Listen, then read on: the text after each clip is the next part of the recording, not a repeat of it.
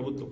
కానీ బాధాకరమైన పరిస్థితి ఏమంటే అందరి హక్కులకు కస్టోడియన్లా ఉండాల్సిన స్పీకర్ గారు ఇవాళ ఆయన బడివే అనే మాట మాట్లాడితే కళ్ళప్పగించి ప్రేక్షక పాత్ర వహిస్తుంటే ఏమనాలనో అర్థం కావట్లేదు. ఇది పార్లమెంటరీ భాషనా, ఇది ప్రజాస్వామిక భాషనా? మాకు అనరాదా ఈ మాటలు? రేవంత్ రెడ్డి గారికి నేను చెప్తా ఉన్నా, నీకు ఒక భాషలో వచ్చేమో తిట్లు, మాకు 3-4 భాషల్లో వచ్చు. తిట్టాలనుకుంటే మీ తాత జేజమ్మలు దిమ్మె తిరిగేలాగా తిట్టే శక్తి మాకుంది. కానీ ఇంత నికృష్టంగా, ఇంత అల్పంగా, ఇంత దారుణంగా మీరు ఏదైతే వ్యవహారం చేస్తున్నారో ఇది ఎందుకు చేస్తున్నారో మాకు తెలుసు. ఎందుకంటే మీ అజ్ఞానాన్ని కప్పిపుచ్చుకోవడానికి. నీకు ఐఐటికి IIITకి అంతరం తెలియదు, ఐఐటికి IIITకి అంతరమే తెలియదు. నీకు బచావత్కు బ్రజేష్ కుమార్ ట్రిబ్యునల్కు తేడా తెలియదు.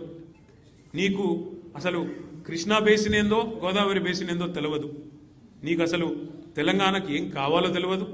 నీకు తెలిసిందల్లా ఒక్కటే, దోచుకోవడం దాచుకోవడం తప్ప నీకు తెలిసింది ఏమీ లేదు. ఒక అజ్ఞానివి, ఒక ఉష్ట్రపక్షివి. నువ్వు ఏమనుకుంటున్నావు? నిన్న చెప్తున్నాడు ఆయన తెలంగాణ కోసం అంటే ఈ మహానుభావుడు ప్రాణాలు ఇస్తాడంట.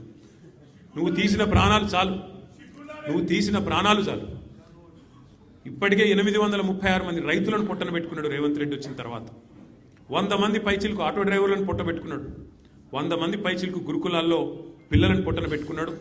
48 మంది నేతన్నలను ఉసురు పోసుకున్నావు. ఇప్పటికే నువ్వు తీసిన ప్రాణాలు చాలు. నువ్వు ఆనాడు తెలంగాణ వాదుల మీదకి, తెలంగాణ బిడ్డల మీదకి తుపాకీ తీసుకొని పోయి తెలంగాణ ఉద్యమాన్ని అవమానించింది ఎవరు మర్చిపోలేదు.